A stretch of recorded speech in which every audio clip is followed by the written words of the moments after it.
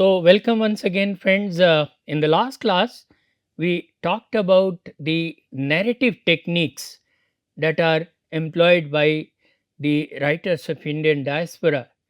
Friends, we found that there is multiplicity of voice.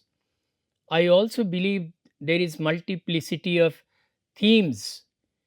And although apparently these are all gripping tales of human ordeal and human success, border crossing, culture shock or struggles, resilience, uh, success stories, they're all part of this intriguing world of Indian diaspora. But as I said, we cannot take these stories on their face value alone because they contain much more than what meets our naked eyes. And that is why, friends, to make the maximum out of these texts, we need to have a sound understanding of theoretical concepts that help us in proper understanding or unraveling of the layers of these narratives. So, first of all, I would like to talk about one of the most prominent voices, one of the most influential cultural theorists, and the key thinker of post colonial studies, Homi K. Bhabha. His full name was Homi Kasiji Bhabha, and he was born into the Parsi community in Bombay in 1949.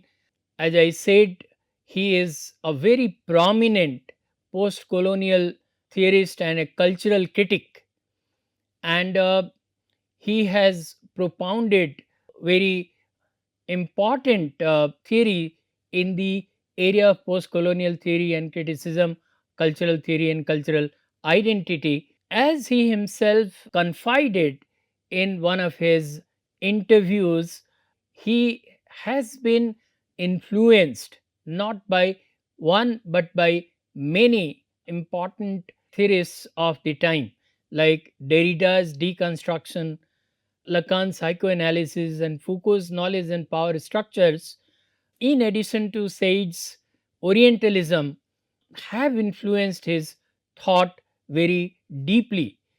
He has left a body of writing that plays a very important role in shaping our understanding of the writings of post colonial era in general, and in particular they are also equally effective in providing us better understanding of the texts of Indian diaspora. The most important of his works, which published in 1994, is The Location of Culture. His other work, Nation and Narration, Of Mimicry and Man, The Ambivalence of Colonial Discourse, The Other Question, At the Limits, these are all very important, treatises when it comes to theorizing Indian diaspora and providing a cultural critique to the post colonial literature. So, as I said in an interview, uh, he himself said that, um, culture, which is sometimes treated as a fixed entity, is always in a state of flux. So, it is always in a state of flux and is never fixed. Um, his own life is a testimony to this shifting cultures and shifting geographical locations. Born in Bombay, India, he moved to UK, and from UK he moved to the US, and he divides his time between US and India, uh, with uh, some visits to UK for professional purposes. So much so is he on the move that he has always been referred to as Mr. In Between. So, a specialist on cultural misfits. He talks at length about the culture, and he says that the cultures are not a seamless whole. There are discordant elements, divisive elements, and divergent elements. So, to treat a culture as something which is fixed, which is homogeneous, will be a mistake, as per Bhabha, who says that, I'm not interested in the culture per se, but I'm interested in the process by which the cultures or dominant groups and societies produce a structure of minoritization, alterity, or stereotype, which reflects the hegemonic structure of the society. So he comments that the whole process of minoritization, as part of the very nature of cultural ethics or cultural politics and cultural semiosis, is the ill fitting nature of the culture as a misfitting apparatus. So what he says is the culture is not a fixed entity. If you ask where is the location of culture, the answer would be it's not a fixed place or identity. It is an interstitial space between cultures, languages, and power structures. And so we always find that it is a metaphorical and theoretical space where new meanings are produced through negotiation, hybridity, and resistance. When we talk about Bhabha, Bhabha further elaborates using the metaphor of broken vessel, taking it from Walter Benjamin, and he quotes, the pieces of a broken vessel fit together not because they are the same as each other, but they fit into each other in all their differences. It is that which gives the vessel its strength. Therefore, culture is a translational reality.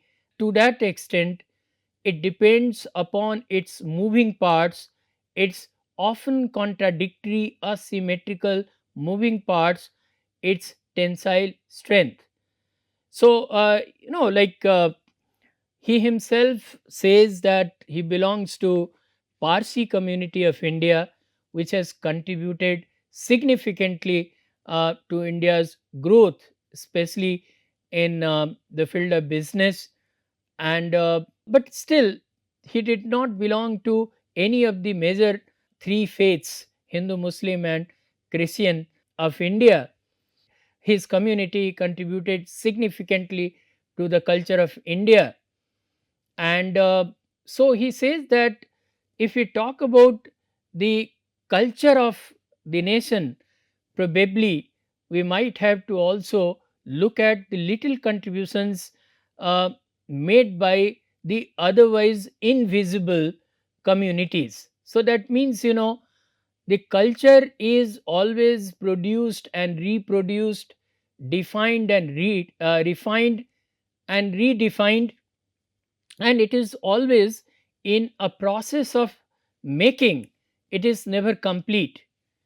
So, and it's not always important that it will be a homogeneous lot.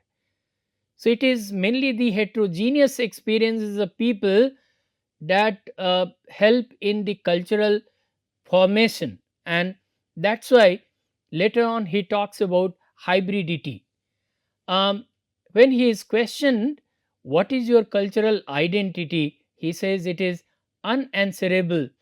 So he says that the cultural identity of a person is never fixed, and none of us can really pinpoint what is our cultural identity. However, when somebody asks, what is your cultural practice? Probably we can answer that yes, as a cultural group, I practice these things. So, when he is asked how much displacement can an individual take, he elaborates. Uh, he says that, um, if you look at the whole world, it seems uh, sometimes that everybody is migrating now, but then this is exaggeration. There are life worlds that are made for specific regions, and they have many geographical and temporal locations.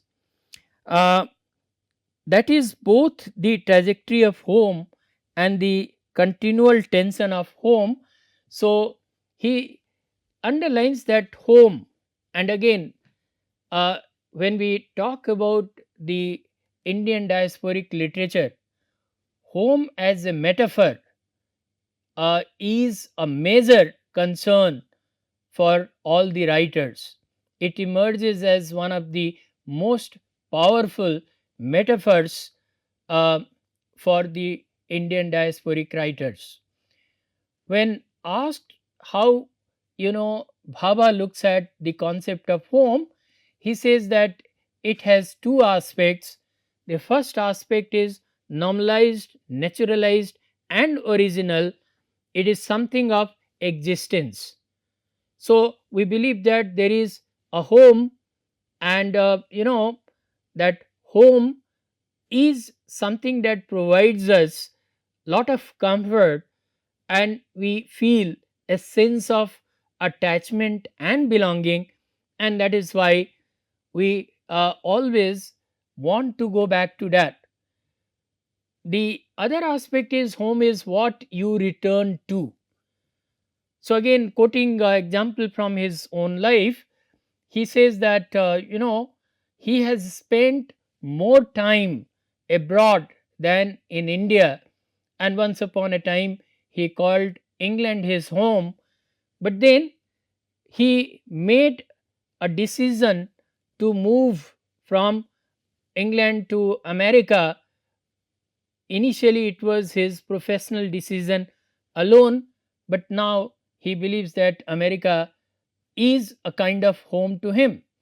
But at the same time, he frequents India as well. He says that since in India I have family, I have all the people I'm familiar with, and that is why I always like to come back to India. But again, going by what he says as the second aspect, home is what you return to. And you will also realize, whenever you go somewhere, you always want to go back to your home, and this concept is also not fixed. If I quote an example from my own life, I was born somewhere else, and till my parents were alive, that place was my home. It symbolized comfort, connection, emotional attachment. But once my parents were gone, this workplace where I have put in so many years, this is the place that comes to my mind when I think of a home. So the moment I, come here, I think that I am back home. So that way, there cannot be any fixed home for the people, and that is what Homi K. Bhabha is trying to convey. So there are distinct forms of narrativity, choices, and judgments which evaluate certain locations, which create a home around certain locations. So, home is not a fixed location, it is, in fact, a location that is defined by many other considerations. Let's say, home is not any particular house. Home is a place where you feel comfortable, loved, attached, safe, and secure. And so that's why it will be wrong to presume that the people who have left India will never ever find a home again, because this process of unhoming, homing, and rehoming. This is always central because the humans are always on the move. According to Bhabha, the concept of home includes certain needs, certain interests, certain passions and affects, which actually then create that life world, that existential comfort that you associate with home. In his location of culture, which is a collection of essays which generates a series of concepts like hybridity, ambivalence, mimicry, third space, liminality, that work to undermine the simple polarization of the world into self and other. His argument attacks the Western production and implementation of certain binary oppositions like center, margin, civilized, savage, enlightened, ignorant. He destabilizes these binaries and prescribes the cultural understanding in which they interact, transgress, and transform each other in a much more complex manner than the traditional binary oppositions can allow. So, you know, if the colonial masters uh, impacted our culture, we also impacted their culture. So it was not a one way traffic. This is not possible. So he says that the cultures are always retrospective constructs as well. That means the consequences, of historical processes are always felt in the formation of culture, and what direction a culture will take depends on the kind of experiences the group of people of that culture have gone through in the past. So cultural hybridity is not something general that appears in all cultures. It blurs all differences into difference, making all hybridity appear the same. So he says that there is no pure culture as such which can be sanitized, and with no degree of confidence we can say that it is my culture and it is your culture.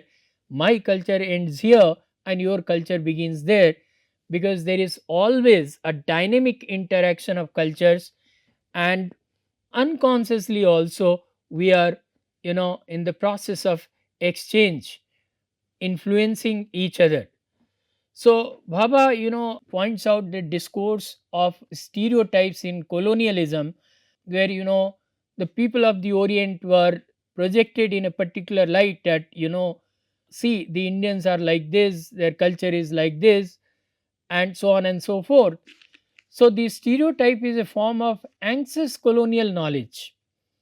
The colonizer circulates stereotypes about the laziness or stupidity of the colonized population through racist jokes, cinematic images, etc. So, in his third chapter entitled The Other Question, he explores the ways stereotypes and discrimination work in terms of a theory of discourse, and he calls it a theory of colonial discourse.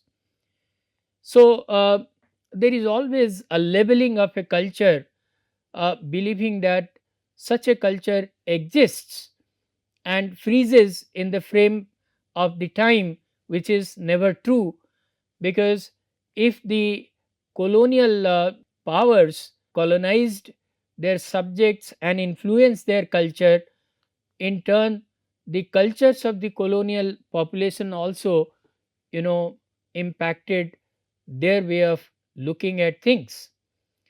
So Bhabha talks about the hybridity of cultures, and this hybridity provides us a very important frame for looking at these diasporic writings, because we find that the people are in a state of in betweenness or in a liminal space. And what happens, despite their best of efforts, they may not be able to carry on all the cultural practices back home, rather they get transformed because they come across a different culture in the newfound land. At the same time, the people they come into contact with, their culture also is impacted. Let's say I go to America and I make friends with some local Americans. Well, I will be part of their celebrations and they will be part of my celebrations.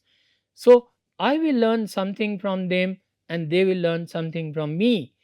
So we will together form a kind of hybrid over a period of time. This term has been borrowed from the field of biology, where it means an organism produced by a cross between different organisms or species, cross breeding of two species by grafting or cross pollination to form a third. And here we are talking about the cross pollination of cultures. So this term was co-opted, to talk about emergence of a new mixed identity as a result of the intermingling of different cultures. Two or more cultures operate in close proximity, resulting in this kind of hybridity. It is used in post colonial discourse to mean simply cross cultural exchange, and it underlines syncreticity, cultural synergy, and transculturation. So, French West Indian psychiatrist and social philosopher Frantz Fanon, in his work The Wretched of the Earth, framed colonial subject is fabricated by the colonizer, and in turn, the colonial subject assimilates the culture of the colonizer. So, this discussion has been extended by Bhabha with his concept of hybridization, and he says that due to colonization, the colonizer introduces aspects of their culture to the natives, often as part of the civilizing missions of imperialism, as it happened in India by the Britishers, and in turn, the natives introduce parts of their culture to the colonizer. It was very interesting. Couple of days back, I was in Puskar, Rajasthan, and I found that a foreigner was standing on one of the chaurahas, crossroads, and he was singing "Dil To Pagal Hai," and that was very interesting to see how they are living in India. They are wearing dresses that are Indian. They are also following many of our religious practices, and they are also talking in our language or singing in our language. So this certainly provides us a very beautiful example of how this hybridization takes place. So hybridity is productive and makes space for cultural differences. That's what he believes. And so Bhabha is a very staunch believer in hybridity of culture, and he believes that this is an antidote to all the problems that the diasporic people face in a different land, because uh, they might contribute significantly in altering um, some part of the culture of their host country. They might bring in some fresh ideas and experiences to complement their beautiful ideas, and that way together they can always produce a culture that is much more informed, much more diverse, much more inclusive.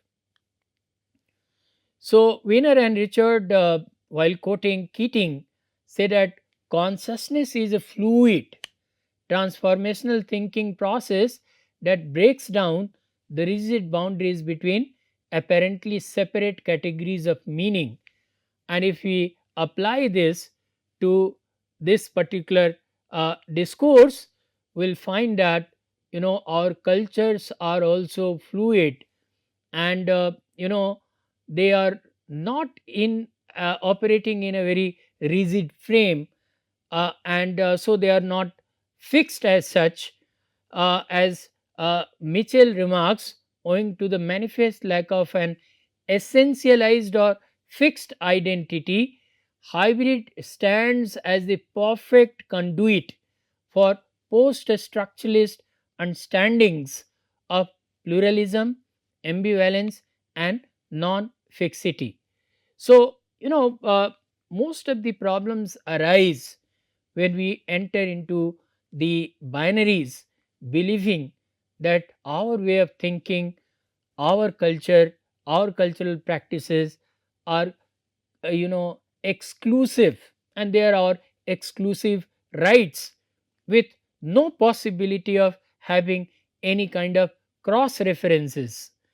So, the moment we defy these boundaries and start believing that none of these categories are exclusive or fixed, they are always in the process of making formation and non formation, then certainly, we will start believing in pluralism or hybridity of culture. With both diaspora and hybridity, as Mitchell says, it is the spaces in the margins, the unfixed spaces in between states and subject positions, that are wanted as the location of resistance and intervention in hegemonic narratives of race, culture, and nation. So, um, although there is so much discussion these days about global citizenship, those ways of thinking about belonging still participate in a discourse of permanence, and the notion of citizenship is about the possibilities of establishing yourself. It's the politics of recognition, and so this is certainly a kind of bottleneck when it comes to talking about identity formation in a diasporic space. He further talks about another term, that is ambivalence. This term was first used by Swiss psychiatrist. It was used in the context of psychiatric studies as a symptom of schizophrenia, that is, the experience of having opposite feelings of attraction and repulsion towards a particular thing, person, or activity. And this also, comes closer to the experiences of both the diasporic community and the host community. Um, so it was adapted by Homi K. Bhabha in The Location of Culture in the context of post colonial studies, understanding the complex and contradictory relationship between colonizer and colonized. And it refers to the mixed feelings and attitudes of colonized societies, who, on the one hand, embrace the colonizer's culture, while on the other hand, they resent the oppressive history of colonization. So, this kind of ambivalence is also part of the life of the colonized subjects. It represents the multifaceted response to the collision of different cultures, power dynamics, and identities. It shows the ongoing struggle to reconcile the past with the present in post colonial societies. And we always find that this kind of ambivalence is very much pronounced in our post colonial experience. While we detest some of the practices, especially the oppressive practices that were imposed in the name of civilizing mission by the Britishers upon us, there are many practices that were started by them, and they are uh, you know practiced by us even now. It also represents the complicated combination of attraction and repulsion that is characteristic of the interaction between the colonizer and the colonized, suggesting that complicity and resistance exist in fluctuating relations within the colonial subject. So, this ambivalence is not only typical of the colonizer and colonized, it is also typical of the experiences of diasporic communities in the host societies. So there are a lot of things of host societies that we wish to participate in, and there are a lot of aspects of it we simply hate that. So the ambivalence has a dimension of splitting the feelings between positive and negative attitudes towards that the colonizers, and it is a fluctuating relationship between mimicry and mockery. So Bhava argues that colonial discourses are compelled to be ambivalent because it never really wants colonial subjects to be exact replicas of the colonizers. This would be too threatening, therefore, it generates the seeds of its own destruction. So, this becomes again, this takes us to kind of hybridity, in which we are neither this nor that. We are something in between, or we create something new. So this kind of process, is also applicable to the life of diasporic people who cannot, you know completely cling to their original culture, or they are not able to fully break into the new culture. So taking fragments from both of them, they make a whole that is a new or hybrid kind of uh, thing. It potentially encompasses a range of emotional opposites. I'm talking about ambivalence, um, sometimes resulting in a protracted emotional experience requiring ongoing negotiations and repositionings. So, Smelser remarks, I quote, ambivalence should not be taken as a synonym of ambiguity, inconsistency, or uncertainty or disorientation. What is distinctive in ambivalence is the coexistence of opposing emotional and cognitive orientations towards the same person, object, or symbol. So, this ambivalence also defines the uh, psychological state of mind of the diasporic community, because it is always in a state of, let's say, ambivalence.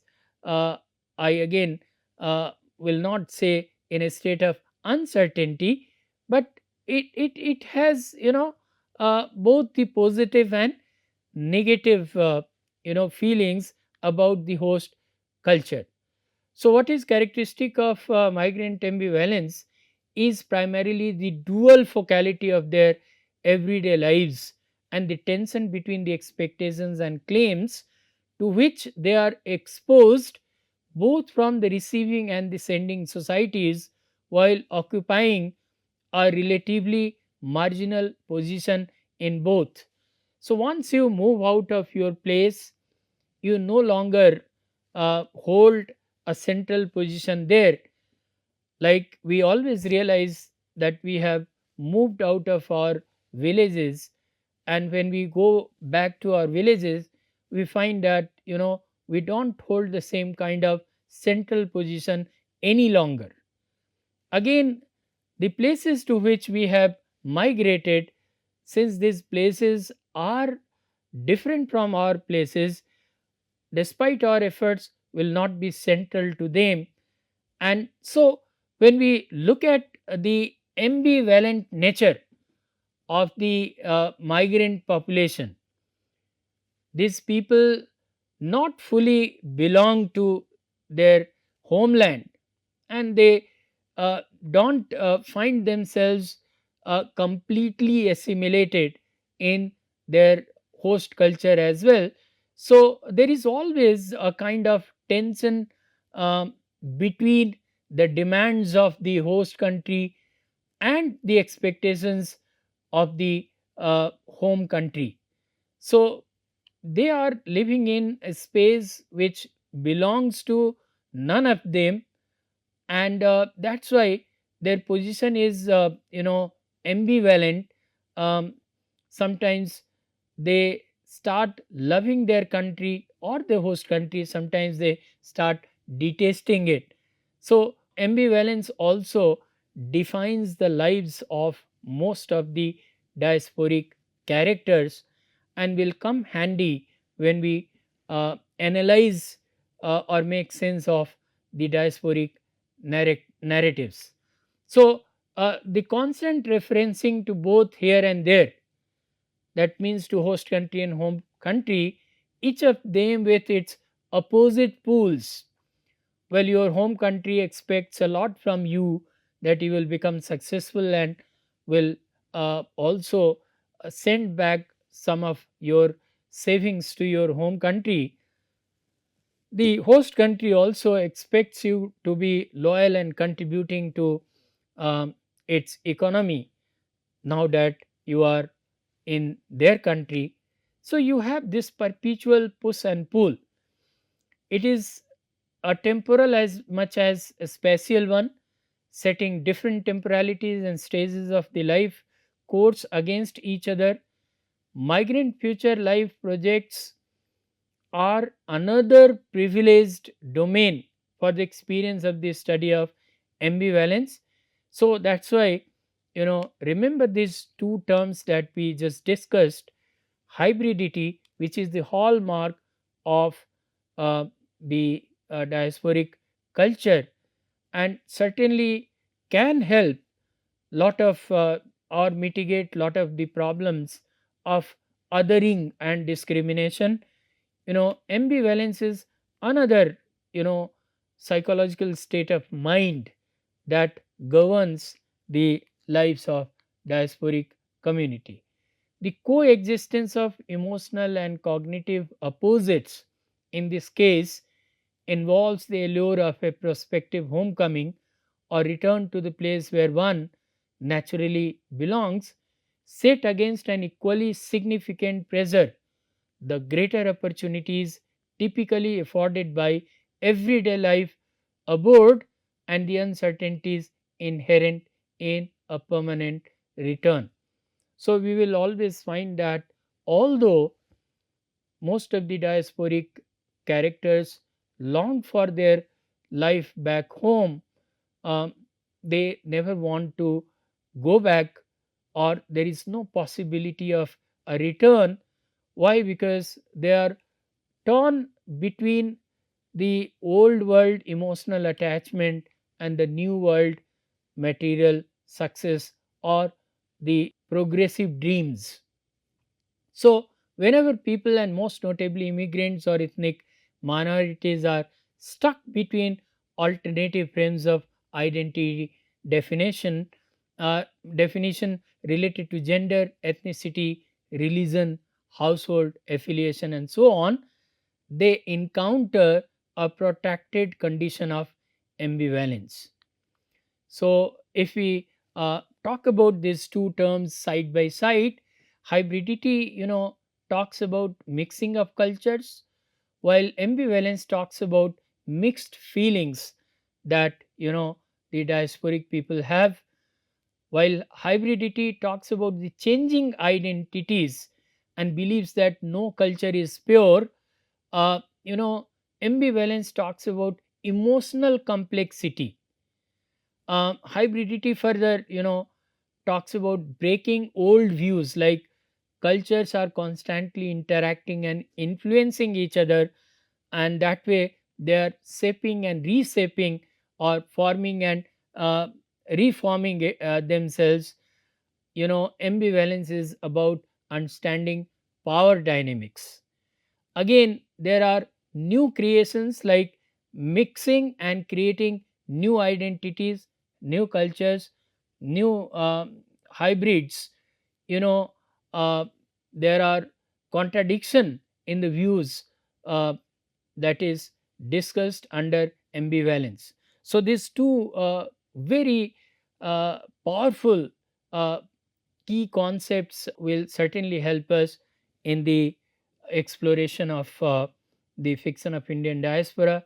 Friends, these are some of the references that you can um, refer to, and have helped me come up with this presentation.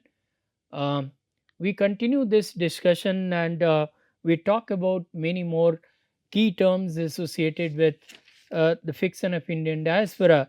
Again, friends, as I said, you know, as students of literature, we cannot take anything on its surface value, and this body of literature offers us such nuanced insight into the lives and complexities of the lives of diasporic people, that we need to have these uh, key concepts handy for proper understanding of them. So we continue this discussion in the next class. I once again thank you very much for your kind company. Thank you.